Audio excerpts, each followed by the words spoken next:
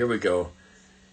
Well, yeah, Jungle Jordan's here. Wildlife Host is here. This is great. Okay, let's see. Gonna go live with L right now. Sending it your way. Hopefully you'll get a bounce back, and I'll get you in here any second. I gotta readjust because I always get bumped. There he is. Hey, LB, how's it going? pretty good. Yourself? Now, do you prefer LB or LB the Adventurers? Like, is it a full name or just the? LB's just fine. All right, all Yeah. right. I'm doing well on this side, man. Doing well on this side. I'm so glad you could take the time to join me today. I'm looking forward to hearing your story because I was looking through all your Instagram stuff, and you definitely come across a wide variety of different animals that some people might have some concerns with. But I'm looking forward to hearing your story. Thank you. Before we jump into it, though, the whole reason this all started, I say this at the top of every video, is because I was heading into Endangered Species Day trying to figure out a different way for people who are communicators like you and I about animals and about wildlife and how we can maybe try a different angle. So I always thought, sharing personal stories is one way people can definitely connect more to what we're trying to say, because maybe we can see a little bit of themselves in what we do, or at least what we're talking about. But before we get into all of that, of course, we have this giant pandemic that's kind of impacting everyone's life and all of that. So I would love for you to take some time to first, my followers who might be joining us may not know you, may not know what you do. So I'd love for you to kind of do a little self-introduction of who you are, what you do, and then follow up with, has the pandemic impacted your ability to do your work? Absolutely. Thank you. Yeah. So my name's LB. I go by LB the Adventurer. It's kind of like a nickname. My full name's Albert. You can find me on Instagram at LB the Adventurer. I also have a YouTube channel with the same name, LB the Adventurer. I'm not on Twitter. I have a Facebook page, but I don't really use it very much. So Instagram and YouTube are probably the best places to find me. In terms of the pandemic, so just to give a little bit of background on myself, I actually don't come. Yeah, please do. Yeah, no problem. Yeah. I don't come from like a wildlife working background, so I don't have the honor of working with wildlife on a daily basis. I'm actually a clinical pharmacist, so I specialize in diabetes, hypertension, cholesterol, asthma care management, chronic conditions, pretty much. But on the side, I have this passion for educating folks about wildlife. My motto is exploring the world one animal at a time. And Nice. so thank you. Yeah. And so the pandemic has slowed that down a little bit. I can't do any traveling around the world right now. But if there's a blessing in the storm, if you will, I have had the opportunity to kind of more connect with local animals, local wildlife. So I'm in the Sacramento, California area, but just a couple hours away is Santa Cruz, California, where I've been really interested in banana slugs recently. So it's been fun to go out, explore, find the banana slugs, see their behavior, learn about them. It's been really amazing. Well, they are fascinating. And for anyone who's not familiar with why it's called a banana slug, it looks like a banana and a slug. Literally, literally, and darn near the same size. They can be huge. So if you, I don't leave this live now, but if you're watching afterwards, when the live is over, go over to LB's account. He's got some great photos there of him handling a banana slug, and you could really appreciate why they're called that. Exactly. So I want to touch on one thing that you mentioned, and I love this fact about you. Your profession is definitely not usually something you would think about, being a wildlife educator or conservation educator, wildlife expert of any sort, but your personal passion as an individual has driven you to do this, and you do it well. I love your work and I love what you're doing. And I think that's important for people that might be watching that are not a part of the wildlife community. I mean, the community is everybody, whether you are working for a large organization or you're on TV, or whether you're YouTube famous, or whether you have a job that might be considered not wildlife connected, but you still can be a part of that wildlife community. And I really appreciate that about you, because I think that's something that people look at from the outside and go, oh, I wish I could do that, but I can't. That's not what I went to school for. But there you are, you're doing it. So I think that's awesome. And I think that's something that needs to be highlighted so others can realize they can join too. They can be a part of being a voice for just a fascination of animals like you do. So I think that's really great. Thank you. Yeah, totally agree. And I was at a place, before where I was like, I don't know if I can do that. So I totally get that thinking. But yeah, it was just when I decided to follow this, it was one of the best decisions I could have made. Just the impact I've been able to have with young kids in local neighborhoods and schools and things like that has just been so meaningful and impactful. So I'm super grateful. Yeah, and that's where it's at. That's where the impact is when we can make those connections with the kids and people in our neighborhood and people in our community that you can help bridge that gap because your passion is what drives it. It doesn't matter Exactly. if you went to college for it or not. It's your passion because your passion will lead you down the path of learning more and then being able to educate others. So it's pretty cool. Exactly. Hit the nail right on I the want to head. get into I want to get into your most memorable animal encounter, but I do have to offer up a quick apology as well. You were nice enough to send some pictures the other day, but I got wrapped up. I had to shoot this video for work. It's still loading. I'm doing multi things at once, and so I didn't get a chance to transfer from direct message to putting them into my phone so I could then show them. So I'm sorry I won't be able to show those photos, but please do share your story of your most memorable animal encounter. Absolutely. No, no problem. No problem at all. So I actually sent I sent two pictures from two different encounters because I couldn't pick one. I couldn't just pick one. I tried Well, and I tell tried them and I both. Tell them both. I'm couldn't. excited. So the first one I want to talk about is kind of the experience that really got me. It was kind of the tipped me over the edge, right? It was when I decided to jump into the deep end and go for it. And it was actually on my honeymoon couple of years ago. I got married at the end of 2017. My wife and I actually had the were blessed to go to French Polynesia, the beautiful, beautiful French Polynesian islands. And we spent time on three of the islands. The last island, Bora Bora, was the resort that we stayed at actually had a sea turtle research, rescue, and rehab center. Um, Nice. and so that whole trip, we had done things like swim with manta rays, black-tip reef sharks, and just seeing tons of wildlife. But it was that turtle research center that I just kept going back to every day. The whole time we were there, I'm like, I'm on my honeymoon. Why do I keep going back and forth to this turtle center? What is it?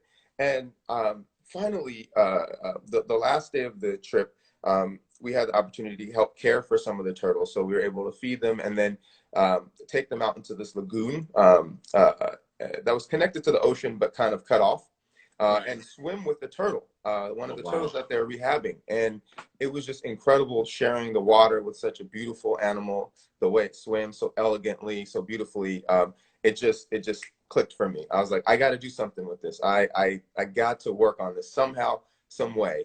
And so it was at that point that I decided to start the Instagram page. And then a few months later, after I kind of got used to doing that and figuring that whole thing out, I had a conversation with my cousin, who's actually a professional cameraman, Oh, and cool. so we discussed the vision for the YouTube channel. So if you like the editing on those, if you like the videography, that's all my cousin. I have nothing to do with that. um, and since then we've been able to, we've done some stuff in Southern California, some stuff in Florida. We just filmed in Santa Cruz with the banana slug. So that's that's why I had to share that one. It was like that was the moment where I was like, I have to do this. I Yeah. always, my whole life, there was always experiences that would like kind of scratch the itch a little bit, but I would just kind of brush it off. And finally, that was the moment where I was like, I got to go for this. And then the second photo I sent you was, I want to interrupt real oh, quick, real yeah, quick. Before you get to the second story, I want to backtrack just a little bit. You just touched on it briefly. You said that every now and then prior to that moment with the sea turtle, you'd have something up that would come up and you kind of scratch that itch, like you kind of let it be. Has it been your whole life, or when did you start to really realize you kind of have this attraction and curiosity for animals? great question. So I was maybe, I can't exactly remember the age, maybe 8, 9, 10, Okay. and I played baseball, and my dad bet me that if I hit a home run, he would get me cable TV. All my cousins had it, my friends had it, but we didn't have it at the time. So, needless to say, the next game I was ready, and I knocked one out of the park. Good um, for you. Thank you. And that was the best home run I ever hit in my life because we got cable, and then I came across Animal Planet, and I came across Steve Irwin, Crocodile Hunter. I'm kind of that era. of Steve Yeah. Irwin, Jeff Corwin, the Kratz brothers. Like that's what I grew up watching, and it was really Steve Irwin was really the first person that just piqued my interest in wildlife. It was his passion, his enthusiasm, and it was so genuine that it awakened something in me. And so for most of my childhood, I wanted to be a zoologist. And then as I got a little older, I learned a little bit more about like human physiology, human biology. And so I was like, oh, you know, I think I want to work with people in healthcare. And that's how I came across pharmacy. But throughout my life, going on various trips, I would always, anytime I was in the tropics, I was like, I'm always looking for animals, looking for critters to find. And I would think, oh, maybe I should do something with this, but no, I'm still in school, you know, going back and forth. Right.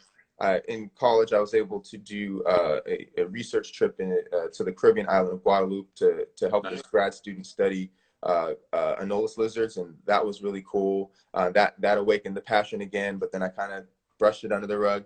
Um, Right. and so finally, you know, on the honeymoon, that was when I was like, it's time to do this. Right on. Right Yeah. on.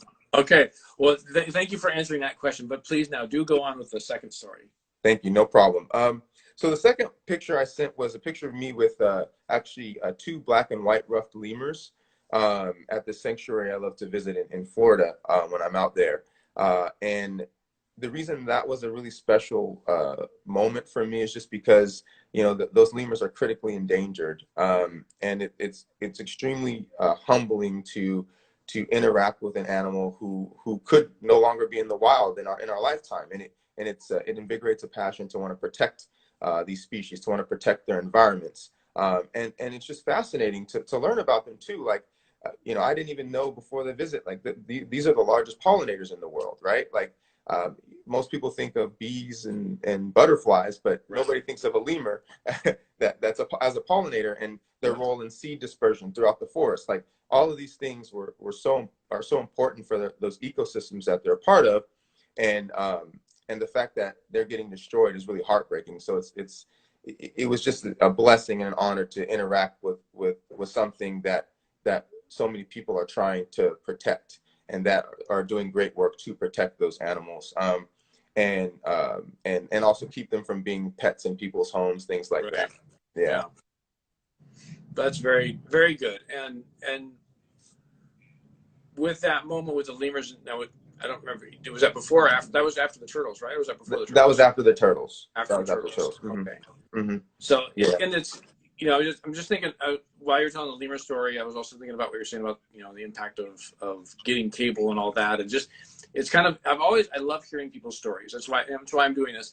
I love kind of seeing how that all develops across and where you are now with everything and what you're doing. And I hope you realize, I hope you realize that what InnoPlanet and Steve Irwin did for you in the era of cable, what you're doing right now will be the same for somebody else. I hope you see that, and I hope you realize that.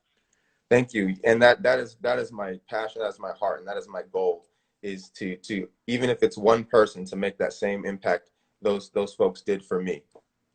And I don't doubt it. I don't doubt it. I know sometimes we get tied up in well, I don't have the big reach of a big cable channel, or I don't have the reach some people have on YouTube or Instagram. But you know, I was talking to Jungle Jordan last night, and what it boils down to is it's consistency, and it's showing up and doing it and living your passion realistically.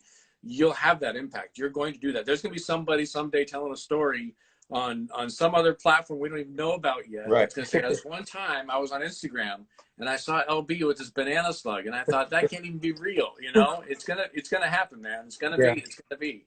And I hope you realize that. That's. I mean, I love your story. That's so awesome. Thank you so much, and it's really encouraging to hear that. And I'm super excited to see where it goes. You know, right now YouTube's the platform.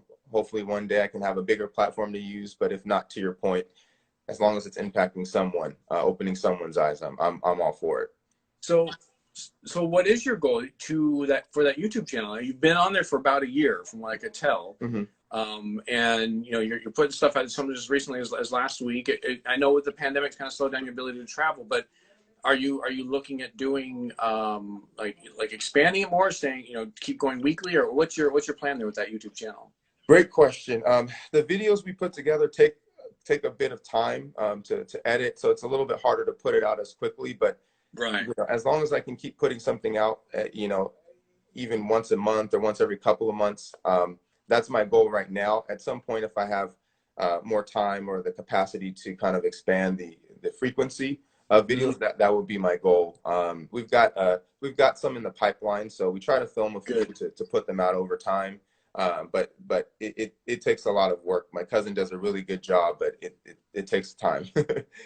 Yeah, it does. It does take time, especially when it's not your profession. You got other things you got to do. Exactly. You have other responsibilities. It can be hard sometimes to keep up on that. But I admire that. I admire that you're looking forward to that, and you have some in the pipeline waiting to go on. And I look forward to seeing those.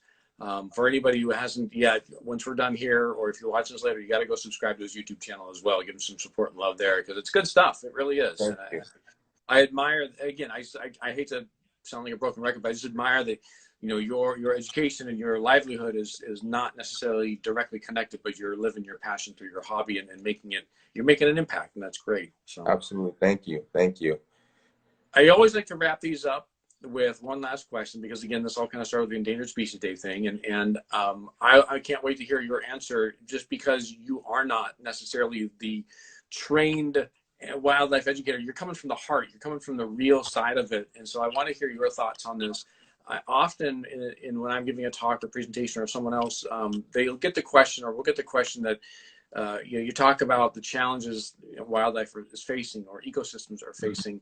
The turtles that you were with and the challenges they're facing, Mm-hmm. and you walk away with a sense of wanting to do something, but then the question usually comes back to us, well, what can I do? I'm only one person.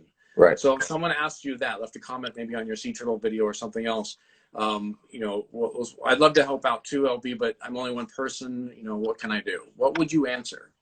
Great question, and I love that question because that I've struggled with that myself. But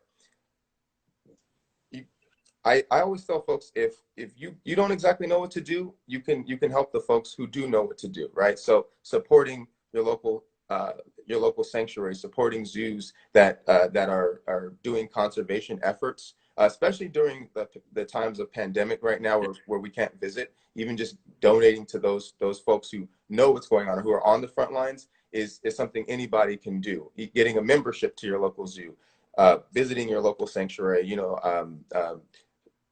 getting your friends to do the same thing. Those are all things I would say individuals can do.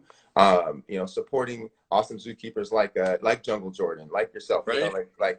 These are things that you can do, because even though folks like myself aren't necessarily on the front lines every day, there are many people who are, and they may know what projects are going on, or they may be able to direct you to what projects are going on. So that's what I say. As an individual, you can at least support the individuals who are on the front lines. Well said, my friend. Well said. Thank you. So that pretty much kind of concludes my usual 20 minutes, but I want to ask, is there anything else you want to share, or anything else that you want to get out there for people to know about you and your adventures and what you'll be doing next? Yeah. So I'm really excited. Like I mentioned earlier, I got some stuff coming out in probably a few weeks about banana slugs. So I'm really, really excited about that. They're like the coolest slugs ever, I think. And got some other content that I have in the works, on some native wildlife to the States, raccoons, opossums. Cool. So I'm excited about that. I will say right now, I can't wait for that, because there are not enough wildlife specialists focusing on some of our native Right. wildlife, like raccoons and opossums, and they're Right. so important to our So immediate important. ecosystem. Exactly. Exactly. Like I just got to throw one out there with opossums and ticks, Yeah. right? Keeping the tick populations down slows the spread of Lyme's disease. So had to throw that one out there, but absolutely. Oh, absolutely. No, that is one of my favorite ones, because people can't always make that connection. They see this animal looks like a rat, and they're Right. like, ew, gross. It's like, no, these guys are the tick street sweepers, man. They pick them up and they eat them, and that's going to lower disease issues. Exactly. No, I'm right there with you. Exactly. Yeah. So I got some stuff with those guys coming out. And then I just wanted to just give a quick shout out to Black Birders Week. Yes, absolutely. It's coming to a close, but I just appreciate all the love and support of ethnic diversity in birding and just in the sciences in general and the wildlife world in general. It's been really beautiful to see the support. I'm so grateful for it. And I just love seeing, folks growing, like Jungle Jordan, Hood Naturalist, like their page is growing and their Yeah. content's getting to more people. And through that, I think we can bridge gaps. We can build relationships and we can help people understand, the injustices that are going on. So I'm so grateful for that. So I just had to shout that out too. Absolutely, you better believe it. And I'm so excited that although yes, the official hashtag Black Burgers Week is coming to a close, I think this week has been just the starting point of something much bigger for the community at large. And I mean for the community of being outdoors, the community of birders, for those that are Black in STEM and have had challenges all along. I think this is the big beginning that we've all needed to start getting, like you said, bridging those gaps and bringing everyone together a little bit more and raising more awareness. So I've been sitting on the sidelines watching and supporting as much as I can. It's not my voice that needs to be heard right now. And so I'm glad you brought it up. I'm glad you brought it up, and I'm glad that you have had such a great experience with it. And I can't wait to see what else happens for everyone's accounts, yours, your reach and everything, and your YouTube channel. So all good stuff.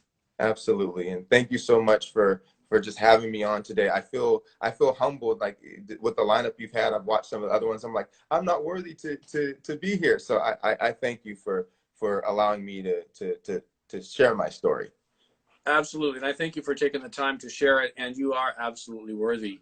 I think your story of everyone's, I mean, yeah, there's been a huge diversity of background, not only from where people have come from for wildlife education or what they're doing, or even I've had a couple of people I've worked with on TV who don't work with animals at all, but they've had animal experiences to share.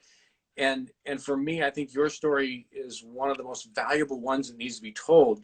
Again, because although I hear so often, oh, I went into insurance. I love animals, but I went into insurance, or I went into real estate, or whatever. And people kind of just shrug their shoulders and give up. And you're like, no, I got to do this. And you're doing it. And so I commend you 1,000 times over. You are definitely worthy. And I'm glad you could make it today. Well, thank you so much. I really appreciate it.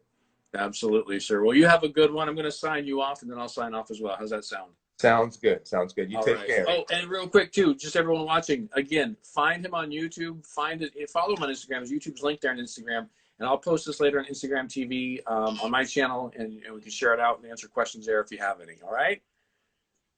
Thanks, everyone. Thank you, Rick. You're welcome. Have a good one, LV. You too. Take care.